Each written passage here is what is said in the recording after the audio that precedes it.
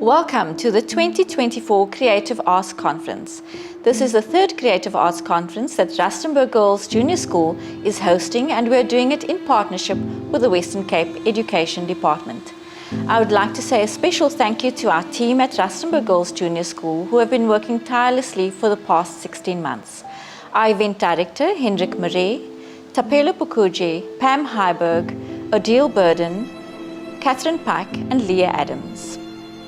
The reason why we host this conference is to ensure that creative arts and creative arts education receives the place that it deserves for the benefit of our learners. It is important to infuse the skills that learners gain through creative arts in the other subjects of the curriculum. We also believe that creative arts is essential to the wholeness and holistic education that children receive, and to ensure that they receive quality education in all of our schools. I trust that over these 2 days, you're going to have a wonderful conference experience and learn so much from our speakers, panelists, and workshops, so that you may go back to your schools and your classrooms and transform children's lives. Enjoy the conference.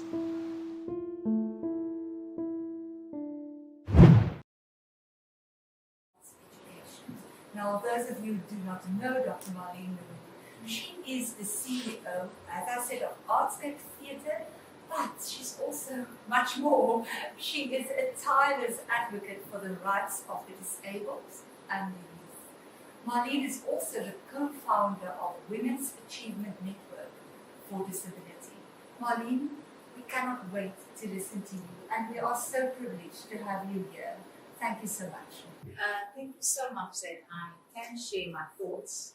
And what is very important on this particular conference, I want to say thank you to the Education Department and for Rustenburg Girls. It's a school with the authorities that actually find it's very fit that we, in this age and time, that we can come together and talk about a topic which is vital to our society, and which is the creative arts. The creative arts sometimes we see only as somehow a little bit elitist, and I would like to, with my presentation, I will introduce you basically a little bit of a timeline of the historic overview of our content and our context of music and the arts in our society.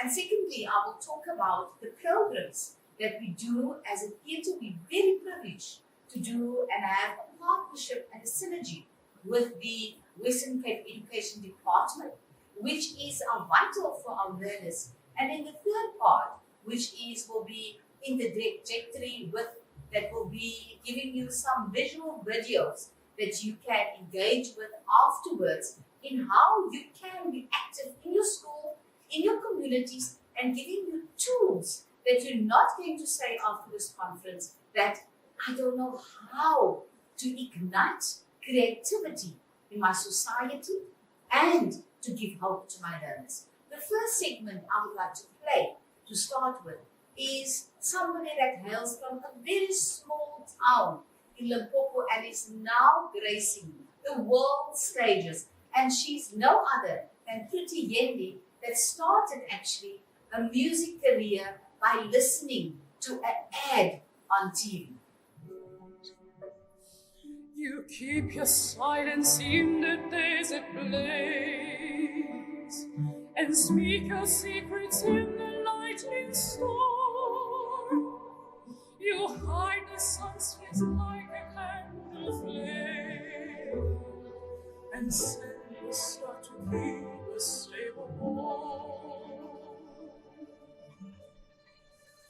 And feed our hearts with sacred fire, the blessing of the rosebud and the briar. Come pour our hearts down with sacred fire, with sacred fire, with sacred fire. Your love can make the heart sweet within us burn, and let that firelight reveal a shade You call the broken fellowship to feast, and teach us to forgive in times of flame. Your wisdom is the sunlight and the snow.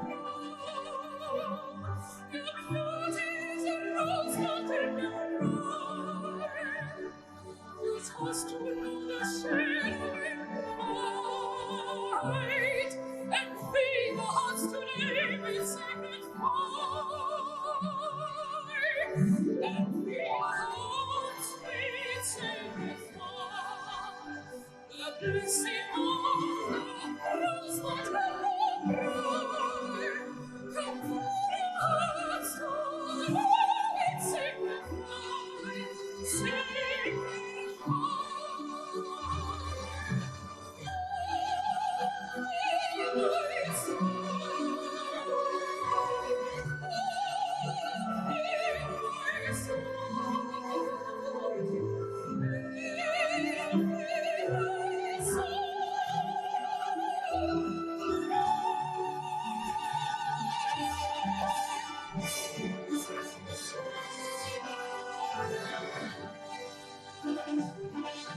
And that was definitely a wonderful Tiende. If you go back, you can get her on YouTube. But I want you, when you go and watch it again, is to look at what she had on, its design. She's singing English, which is not her first language. She's at the coronation of the new king. And this is a woman where music has transcended culture. Music has transcends everything. She's on the world stage. Now I'm going to come back and starting with my topic, empowering minds, transforming lives. Historically, I'm sitting here in Cape Town.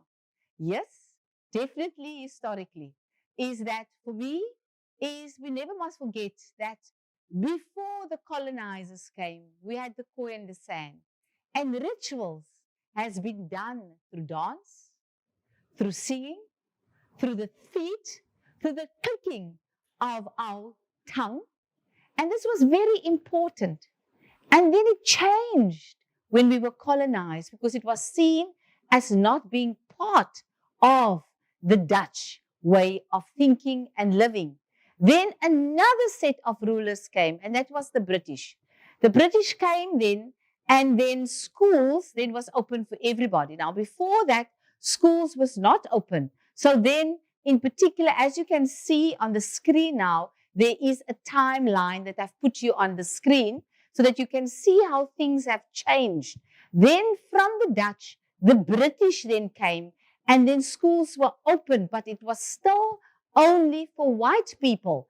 And then secondly also, then we had the Anglican schools, the St. Andrews, all of those schools that happened that has music as a subject, arts as a subject. But then a very significant part came, and that was when the missionaries came to Genadendal. And that is where music was introduced by the Germans. The school system then was introduced. Very important libraries came then part of that particular school system. And so the brass bands started. And music started to be part of that particular community. Very important teachers. That is why we're sitting here at the school of Rustenburg Girls, who has a tradition of having music as part of their curriculum. The Teachers' College, the first Teachers' College, started then in Genadendal as part of the Moravian Church. And this particular slide will give you a little bit of an overview. The second slide that I want to present then is for you to engage that. We then had the outcomes-based education department, where after 1994, before 1994, we had 11 education systems. Yes, Anina, we had 11 education systems. I was very privileged to be a music teacher, but then I was privileged also to be part of the subject advisor core of the Western Cape Education Department. Then from that, in particular, the Model C schools, we refer to the Model C schools that time as the previous white schools that was now open to everybody. And they had the foresight to retain sometimes, most of the time, music and the arts. The overarch curriculum learning area was the arts and culture learning area. What was again a little bit of a challenge is that, especially in our, I'm not talking about previously disadvantaged areas, I'm talking at still disadvantaged areas, did not have music teachers, arts teachers, dance teachers, design, visual arts teachers. And most of the time, the period which we call the arts and culture period that you need to teach in was given sometimes to teachers that was not trained. And my activism was about, you will never say a science teacher must teach science if you are not educated, if you have not been trained to be a mathematician or to be a science teacher. The same is in the arts. The arts has economic value, and I will explain that later. My next slide will take you into the importance thereof, that the Western Cape Department then decided to be proactive. And the proactiveness was to start with focus schools, which was very important. Focus schools where schools can then decide which education part must be, where they will then, with extra curriculum, will teach music, arts, visual arts, or a spectrum of the arts, and dance. Very important. Then schools also then taken that up. That became part of the focus schools. And I want to say thank you also for the source, Keith and Higo, that gave me the source of that. And that was actually to get the arts going again in our communities as per se. And on the slide, you'll see Settlers High is also on that particular slide. And that was the previous Model C school. The following slide I would like to talk about is that very important. People ask you all the time, why is the arts so important for young people? Data and research have shown that, and we are fanatical about grade 12, the outcomes of the grade 12 examinations. And you see the schools that is listed from 1 to 10. If you go in, to do yourself a favor, if you're in South Africa, go and see the schools that has the arts as part of their curriculum, or a focus school. They're always part of the top 10 because music plays a very important role in discipline, critical thinking, also about holistic development, emotional intelligence for visual arts in particular, visual space, spatial space, designing as per se. As you have listened to the clip of Pretty Yende, it was not just the voice of her that was intrigued you and that you said, wow. It was also a design that she wore. And that starts at school level that we need to look at. So it is about how do we use the arts as a curriculum tool to say to ourselves that the arts, when you are good, we've seen it in music. When you are good in music, you're also good in maths because that's there, the alignment. You spend so many times in a lab when it comes to science to test something. It's exactly the same when you need to learn an instrument. An instrument is about practicing.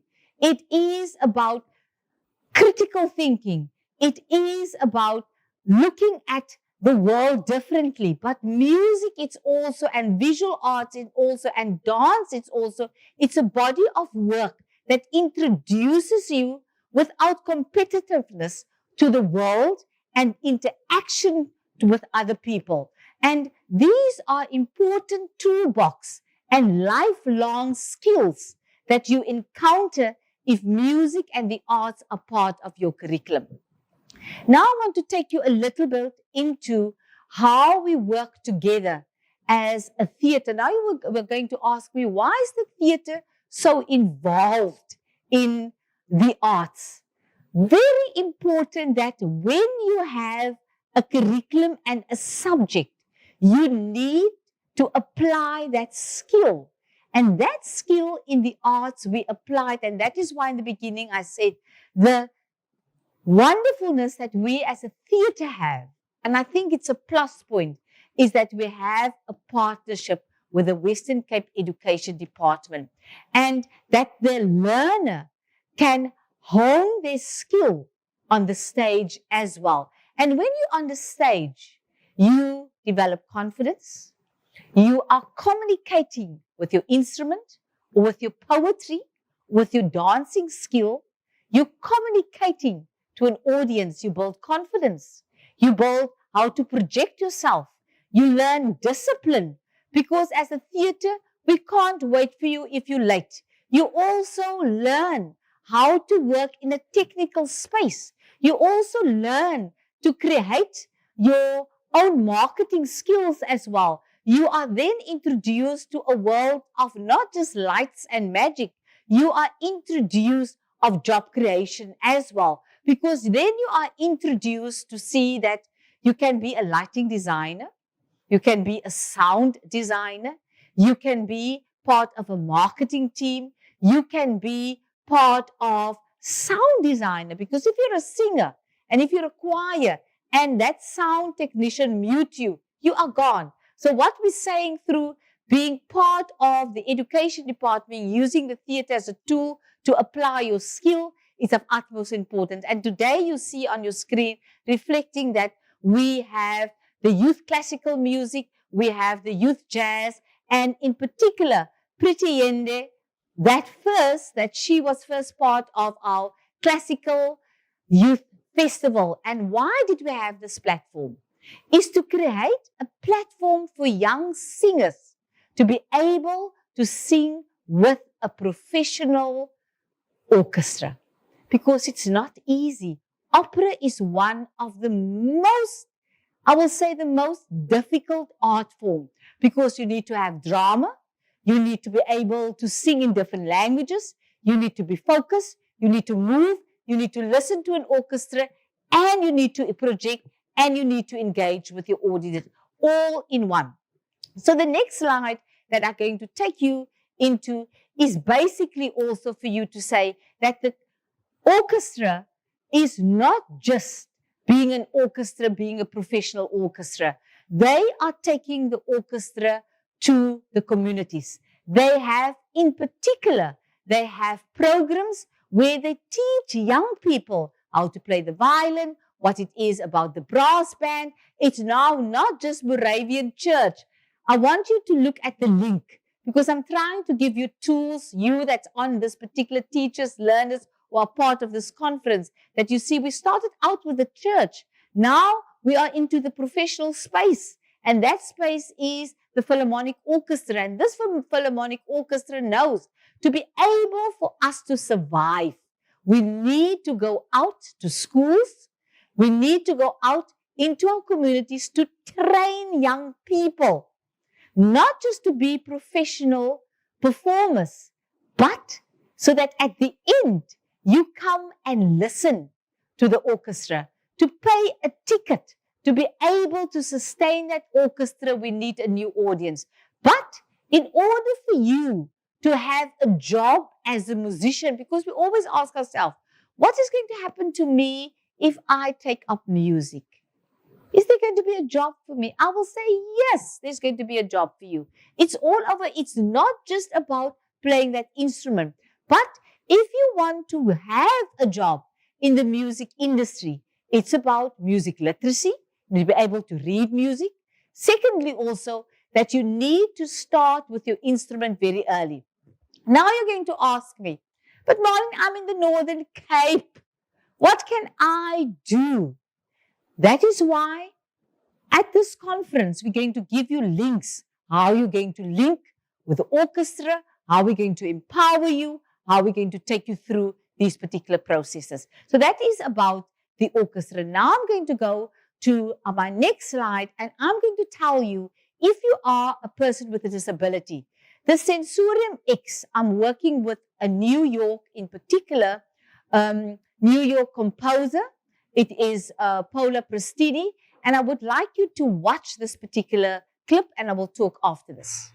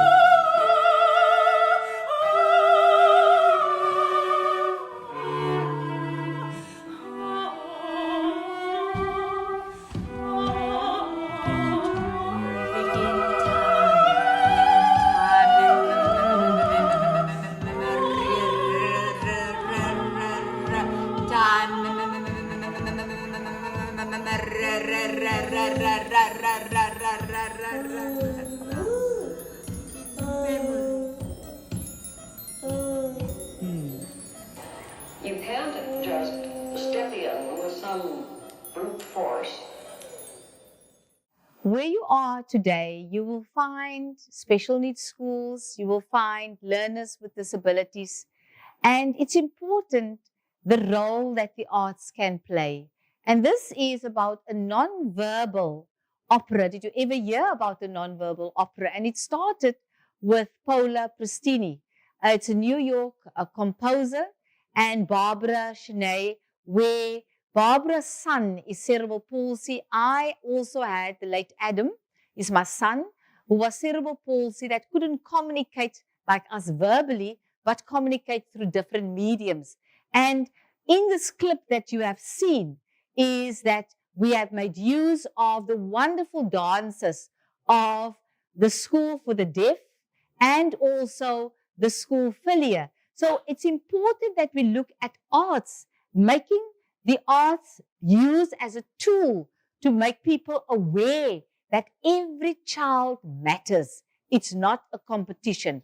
Then I would like to go to my next slide, is to talk a little bit also about the community artists that we are doing. Is that where you are, if you know of specifically, I'm going to make quickly examples. We had Mr. Ronnie, the late Mr. Ronnie Samai, that out of need, he started to teach. He was a musician, he was a violinist, and he then started a school that catered totally for disadvantaged areas. And I also want to highlight that Felicia Les is still part of it. There's also the Stellenbosch certificate, the bridging thereof, that the bridging diploma, so that if you are an artist that is not yet ready for the university, there are bridging programs that we are looking at. But most of all, I would like to state very clearly, community arts is of utmost importance.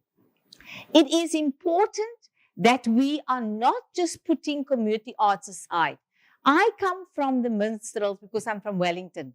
There I was introduced from a very early age to the importance of being part of belonging to a music group. And that was the minstrels. They taught me how to sing, how to play instruments. So it's very important that you connect also with your community groups as well. So Don't put the clips aside. I'm also involved with Belinda Jackson, for instance, who are now teaching as a retired music teachers that is now teaching in particular the recorder as part of her giving back. So my appeal today is for retired music teachers, to visual artists, come back, come assist the education department, and let us be starting this new movement of having creative arts together in our schools. It's not just about the formalizing of the arts. It's about getting the arts active in our communities. I want to say lastly also, I have experienced a visual artist, Miss Price, who has used, she's doing a master's in visual arts, but she used District 6. And all of us knows the displacement of people from District 6 into the Cape Flats. And she used the soil from the different parts of the Cape Flats to look at trauma and how can people deal with trauma as well. So the arts is not just about you're going to be a professional musician, you're going to be a professional visual artist. It's also how do we deal with healing in our society? How are we going to bring people together? How are we going to tell the untold stories of our beautiful country to each other? So today, if you are a teacher, if you are a creative teacher, think broader than just only having music as a subject. I am a person that would like to have that every single child on this particular planet, and especially on our continent, must have access to, even if it's traveling teachers that goes around in a group collectively, going around and teach music as a literacy, teach visual arts as emotional intelligence and spatial intelligence, looking at design collectively and traveling to the particular schools so that we can say, not that we're going to leave out any child to have access to the arts.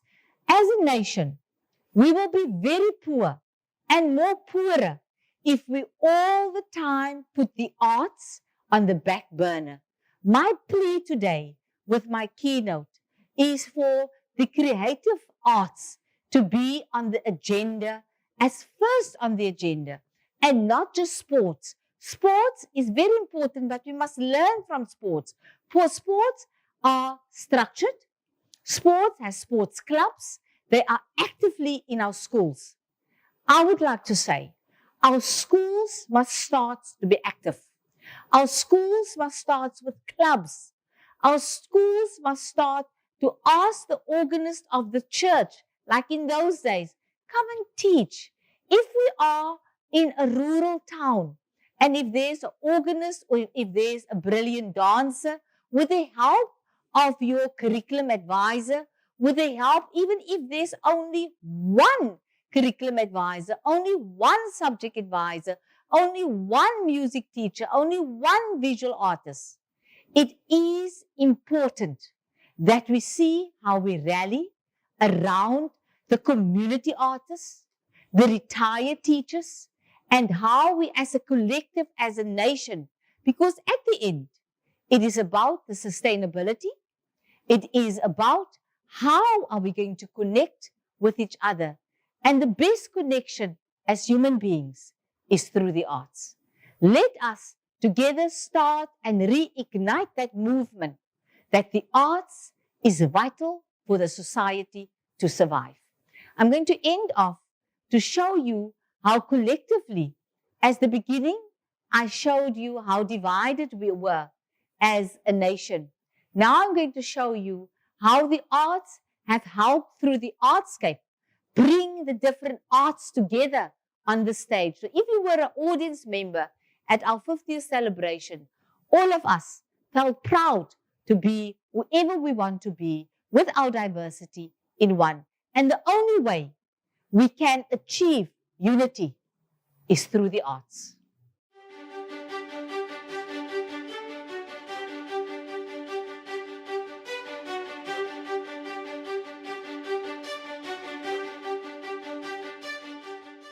Tonight, we are saying thank you to everybody that have supported and have contributed, that we as Artscape could celebrate with gratitude and with humanity that this establishment of the performing arts with our associated companies that can still be here and be of service to the larger community.